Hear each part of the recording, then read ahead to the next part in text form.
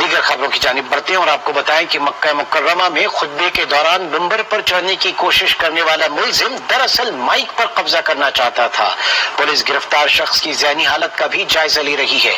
جمعے کے روز ہونے والے اس واقعے کے حوالے سے مزید تفصیلات جانیں گے اپنے نمائندے ذکا اللہ سے۔ جی ذکا اللہ، یہ کیا معاملہ ہوا تھا؟ جی بالکل، جیسا کہ آپ کو معلوم ہے کہ گزشتہ روز جمعہ کے خطبے کے دوران ایک شخص جو ہے وہ امام کعبہ کے ممبر کی طرف بڑھا اور اس کو سیکورٹی اہلکاروں نے اس کو دبوچ لیا تھا۔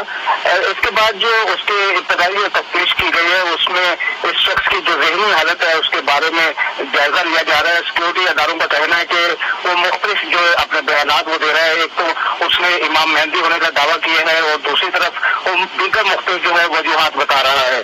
تو اس حوالے سے سیکورٹی اداروں کا کہنا ہے کہ اس حوالے سے جب مکمل تفتیش کی جائے گی تو باقی جو اس کی تفصیلات ہیں وہ اس کے بارے میں بعد میں آگاہ کیا جائے گا۔ ٹھیک ہے جی، بہت شکریہ ذکا اللہ، آپ ہمیں تفصیل سے آگاہ کر رہے تھے۔